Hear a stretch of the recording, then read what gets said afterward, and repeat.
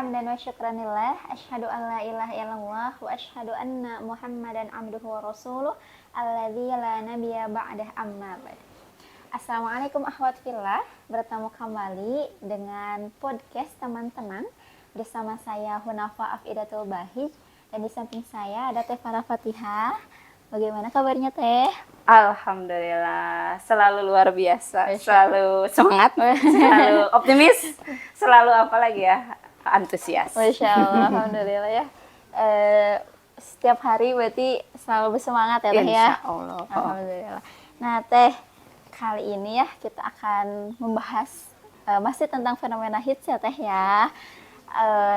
Nah, tapi sebelumnya mau tanya dulu ya Teh ya. Boleh.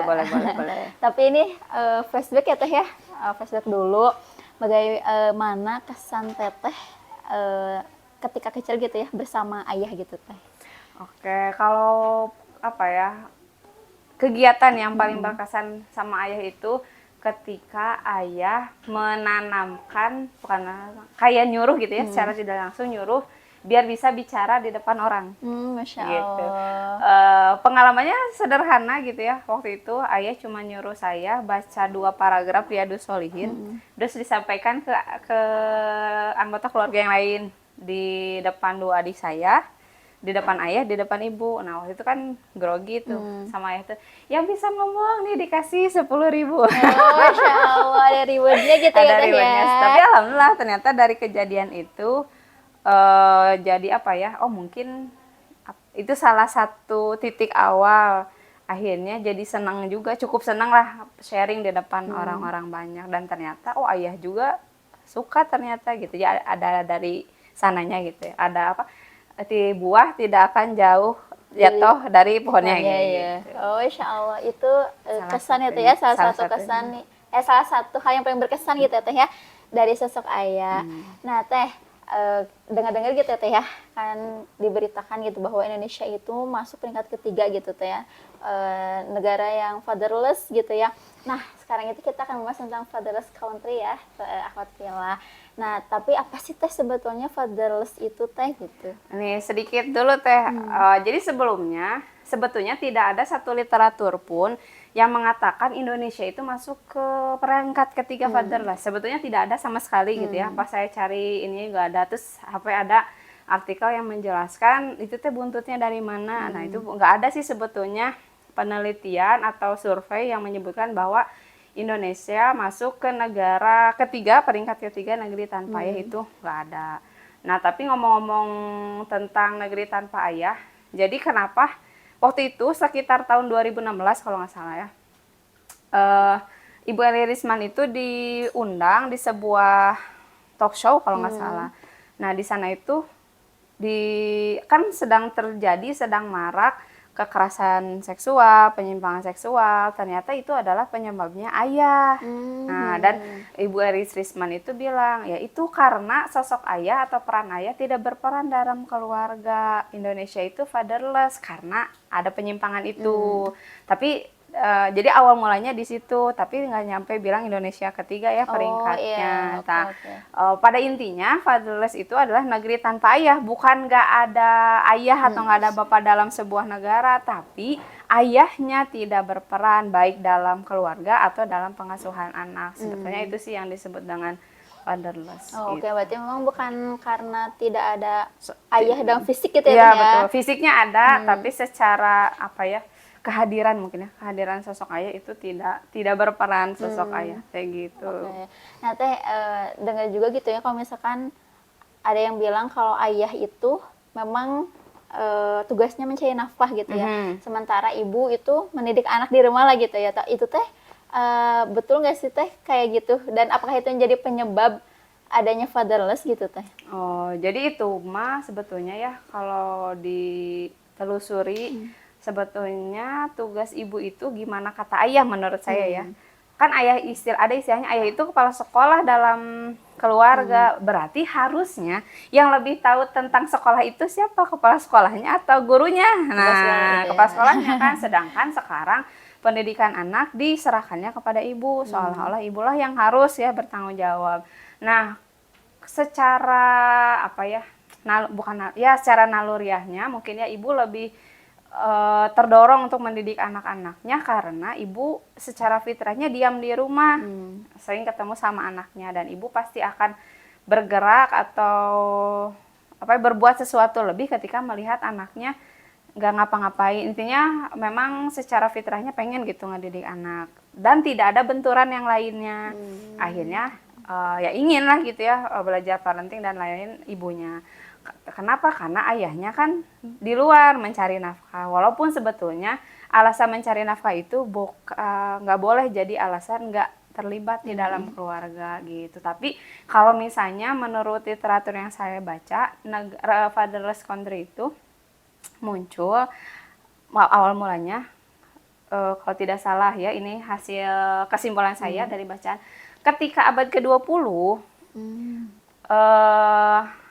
masuk era industri. Nah, ketika masuk era industri, yang tadinya yang nyari nafkah itu hanya ayah, di era 20 ini teh ibu juga ikut bekerja.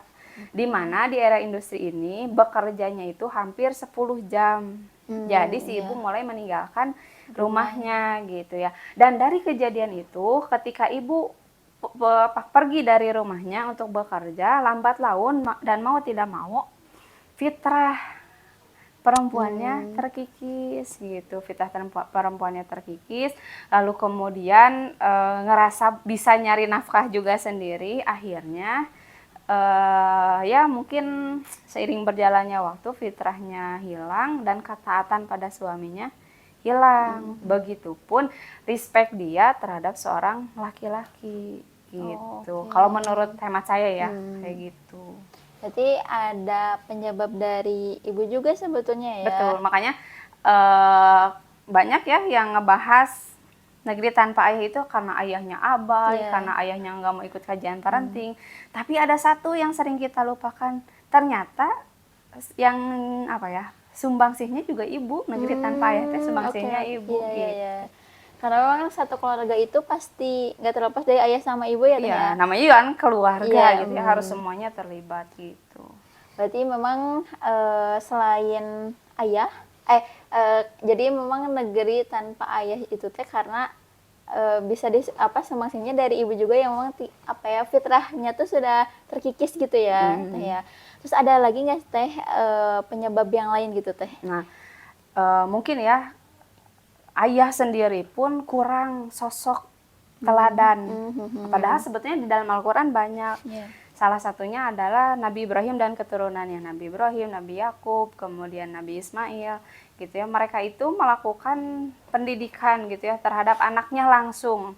Ayahnya terhadap anak laki-lakinya yang nanti melahirkan anaknya yang kuat imannya, yang tauhidnya juga mantap gitu ya sama Allah. Lalu kemudian ketika berbau dengan masyarakat, mereka bisa survive dengan masyarakat, kematangan emosinya juga timbul, dan itu pendidikan yang seperti itu memang harus diberikan oleh seorang ayah gitu. Dan jangan melulu menyalahkan seorang ayah ketika tadi negeri tanpa ayah itu nggak melulu salah ayah. Ibu juga punya sumbangsih di sana. Salah satunya tadi mungkin ya karena terlalu sering di luar dan dia lupa sama fitrahnya. Itu salah satunya. Ada lagi poin yang lainnya. Nah, ini banyak ibu-ibu yang tidak menyadari itu gitu ya, dan saya pun berlindung dari hal-hal yang seperti itu karena kalau ibu-ibu mah kalau udah kesel teh ya suka gitu ya, suka harus dijaga nih ucapan kita. Nah, sumbangsih yang pertama itu ibu menghilangkan fungsi kepemimpinan sang ayah. Contoh realnya, ibu terlalu dominan di rumah. Padahal ayah harus tetap menjalankan fungsi kepemimpinannya, memutuskan keluarga kita mau kayak gimana, harus seperti apa. Nah itu kan kalau misalnya ibu dominan dan tidak mau memberi kesempatan kepada ayah, ya jelas ya itu sumbangsi ibu. Negara tanpa ayah itu yang pertama gitu. Kenapa tidak ibu teh bersabar dulu biar ayahnya berperan memutuskan apa yang baik buat keluarga kita. Atau pemimpinnya bukan ibu, pemimpinnya ayah. Malah ketika kita seorang ibu mendorong ayahnya untuk benar-benar menjadi sosok pemimpin, ibu juga dapat pahala gitu. Itu yang pertama.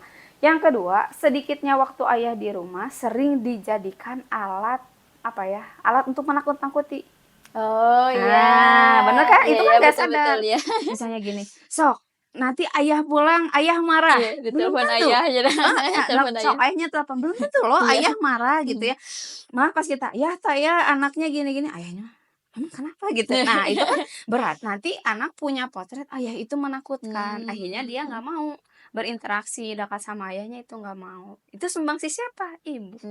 Iya, betul. Mencitrakan ayahnya sebagai sosok yang penakut. Iya, Apalagi jahat hanya itu. mencitrakan ayah itu ATM. Iya iya, Suka minta uang, iya, "Ayo ke ayah minta uang." Nah, yang betul. lain-lainnya sama ibu. Nah, itu Mhm. ya. Yang ketiga, hilangnya wibawa sang ayah karena ibu curhat pada sang anak. Oke, Nah, ya ini kan ya, ini. jarang. Betul. Misalnya gini, "Tah, ayah kamu mah da kieu." Ya, Mhm. jadi meluapkan kekesalan di depan anak, sehingga anak kita nggak dapat citra laki-laki yang hebat, Mmm. laki-laki sosok pemimpin, malah yang taunya itu, ayah itu menyebalkan. Dan hati-hati, dari curhatan itu, kalau anaknya perempuan bisa aja, "Aku nggak mau nikah." Iya. Kalau anaknya laki-laki, mungkin dia bakalan jadi kemayu, nggak mau jadi sosok Oh, ayah. iya, betul betul. Sumbangsi siapa? Ibu Iya. lagi. Apalagi dengan bahasa yang kasar gitu ya. Mhm. Betul. "Ayah kamu mah da pika sebeleun," Iya. bisa gitu kan, Iya, betul. nauzubillah ya. Nah, Betul. gitu. Kemudian ayah tidak mengetahui anak tidak mengetahui sosok ayah. Mmm. Nah, harusnya ibu juga menceritakan bagaimana hebatnya ayah, berjuangnya ayah mencari Mhm. nafkah, kemudian ya gambarkan aja bahwa ayah atau suami kita itu hebat di depan anak-anaknya, sehingga anak-anak itu tergugah menjadikan ayahnya idola. Siapa idolanya ayah? Kan itu Mhm. teh bangga ya Iya, gitu. betul betul. Dan itu siapa lagi sumbangsinya? Ibu Ibu, oh, lagi, Masya Allah. gitu. Yang terakhir, yang sering terjadi dan tanpa disadari lagi adalah ibu tidak memberi kesempatan pada ayah untuk mengasuh anaknya sendiri. Oh, oke. Berarti bukan hanya ayah apa ya, kan kalau dengar-dengar mah gitu ya, ayah yang nggak mau gitu ya? Ya ada Iya yang ada. kayak gitu Ini juga. juga bisa jadi ibu yang tidak memberikan waktu Betul gitu ya betul. untuk Nggak ayah bisa ngasih iya, mengasuh, nggak ngasih kesempatan. Udah mah misalnya ya laki-laki mah minim misalnya ya, mmm, secara fitrahnya minim misalnya, tapi sebetulnya nggak boleh juga sih. Berarti kalau laki-laki fitrah keibuannya minim, dia nggak dapat sentuhan pendidikan iya dari iya. ibunya. Tapi pada intinya, udah mah laki-laki teh tidak terbiasa, tidak selihai kita gitu ya, karena kita mah punya fitrah merawat gitu ya, Mhm. laki-laki mah, mungkin harus diasahnya lebih gitu ya. Nah, udah mah kayak gitu, istrinya, "Ah, udah ah sama bapaknya mah." Tuh lihat diasuh sama bapaknya Iya. yang anteng. Nah, Betul. konten-konten itu teh Iya. bakalan jadi inspirasi buat emak-emak Iya betul. gitu Iya ya. iya iya. Akhirnya ya itu, jadi nggak 100% kok negeri tanpa ayah itu salah ayahnya Mmm. gitu, adapun misalnya memang salah ayahnya. Nah, kita sebagai ibunya yang sadar kenapa enggak ngedorong ayahnya biar kembali ke track-nya, Mmm. biar dia tuh jadi sosok ya teladan, menjalankan fungsi perannya dia sebagai seorang ayah, seorang suami, ya kita istrinya yang Mmm. harus mendorong hal itu. Oh, Masya Allah, berarti memang peran istri juga ya Teh ya, Betul. sangat penting ya Teh. Nah Teh, terakhirnya Teh, bagaimana gitu Teh kiat-kiat agar keluarga di Indonesia itu tidak mengalami fatherless gitu Teh? Ya, sama-sama sih ya itu mah, banyak belajar, banyak referensi, banyak diskusi sama Mmm, suaminya. Jangan sampai, "Ada suami aku mah susah diajak iya. kompromi." Jangan gitu. Karena ini kan rumah tangga milik berdua, anak-anak juga tanggung jawab kita berdua. Nggak boleh jalan sendirian, nanti kasihan ke anaknya, gitu ya. Kalau sedikit bercerita, saya pun kalau misalnya diingat-ingat, lebih dominannya maskulin ke saya. Jadi Mmm, saya ngerasa saya lebih maskulin gitu ya daripada oh, perempuan pada umumnya, pada iya. umumnya, pada Iya. seharusnya gitu ya. Nah, yang jadi trigger saya berubah itu tadi, aku takut anak saya, menyimpang fitrahnya. Anak saya laki-laki, dia takut terlalu banyak disentuh sosok maskulin, tapi dia tidak punya sosok femininnya, dan Mhm, itu yang harus ngasih pendidikan feminitas atau contohnya harus dari ibunya langsung. mmm, Sekarang kalau saya terlalu dominan maskulin, nanti dia terlalu banyak referensi maskulin. Dia nanti nggak bisa sayang sama istrinya, nggak bisa sayang sama anaknya gitu. Karena, yang dia tahu laki-laki itu seperti ini, padahal tetap laki-laki juga perlu sentuhan ibu gitu ya, bagaimana dia perhatian ke anak kan, Mhm. dari mana itu contohnya, teladannya dari ibu. Ibu yang ngasih perhatian ke anaknya. Anak laki-laki pun ngelihat, "Oh, kita tuh harus kasih perhatian loh," gitu ya. Jadi, itu sih yang menjadi saya bersemangat untuk merubah diri kembali kepada fitrah perempuan Mmm. seutuhnya. Ya tadi, kalau fitrahnya ada yang keliru, berarti nanti kehidupan pun akan rusak, Oh ya, oke oke gitu. teh. Jangan sampai anak kita teh ternyata rusaknya oleh orang tuanya Mhm. sendiri, padahal anak Iya. itu kita yang minta gitu ya, sama Allah, ya udah kamu minta, ya udah aku kasih. Nah, udah dikasih teh mau ngapain kamu teh gitu ya, mau ngerusak anak kamu sama tangan kamu Bener bener. sendiri gitu atau seperti apa. Tapi yang jadi ketakutan itu adalah ketika anak menyimpang, fitrah apa ya, orientasi seksnya Mhm. itu menyimpang. Yang paling sederhana adalah ketika dia jadi perempuan. Saya Emang kan tidak menyakiti orang lain ya, misalnya tidak merugikan orang lain kan, dia misalnya laki-laki, dia jadi perempuan gak mhm. menyakiti, tapi kan itu teh fitrah yang menyimpang dan bakalan ngerusak tatanan fitrah yang Mmm. lainnya. Makanya, udah harus berubah gitu. Nah, apa sih, memang tantangannya untuk, pengasuhan itu adalah dari sosok laki-laki dan Mhm. sosok perempuan harus lihai, belajar, harus mau sabar belajar agar bisa berkomunikasi dengan Mmm. pasangan. Jangan Komunikasi ya Teh heeh, ya jangan akhirnya. jangan sampai, hoream suami aku mah pasti gini ya," jangan Mmm. suudzon dulu, belum tentu ya. Iya. Misalnya kemarin-kemarin suaminya begitu, sekarang mah belum tentu kayak gitu lagi kan, Mmm. Allah yang membolak-balikan hati mah.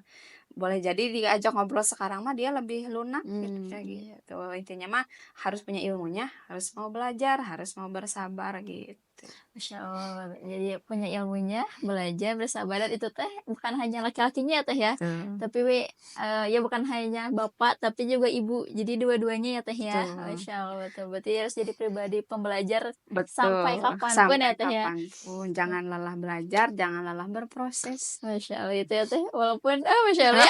Iya, ujiannya mah ngomong we gini Iya, ya kayak nggak punya masalah, padahal ya ada iya, tantangan-tantangannya. pasti. Tapi kan kata Allah juga, apa, kita pasti bisa memikul beban kita dan kita pasti bisa menghadapinya dan insya Allah kita juga bisa menyelesaikannya gitu. Dan hanya kita, kalau masalahnya buat kita, ya kita yang cari solusinya. Apakah misalnya dengan bertanya, berguru atau seperti apapun, tapi kan pada intinya ya kita yang harus menghadapi dan menyelesaikan tantangan yang ada. Nah, biar enggak stres duluan, ketika ada masalah jangan dianggap masalah itu sebagai masalah. Oke. Hadapilah masalah itu sebagai Ini poinnya Masya tantangan. Allah ya. Biar kalau tantangan mah, oh udah ini mah tantangan pasti bisa dilewati. Mmm. Kalau terus-terusan disikapi sebagai masalah, kitanya tuh jadi stres duluan. Iya Kalau betul tuh. kok, "Oh ini mah tantangan," pasti ada formulanya biar bisa lulus, pasti ada formulanya biar bisa Mmm. ditaklukkan dan sebagainya, Masya gitu. Allah. Jadi memang masalah itu bukan masalah ya bukan masalah ya Teh ya, Heeh, tapi jadi jangan selalu apa ya, jangan jangan selalu dijadikan beban gitu ya. jangan dijadikan beban, tapi dijadikan tantangan, Biar gitu. semangat juga gitu ya Biar Teh untuk semangat. menaklukkan tantangan itu, Masya Betul. Allah. Iya, ini obrolannya sangat bergizi ya Teh, bukan daging.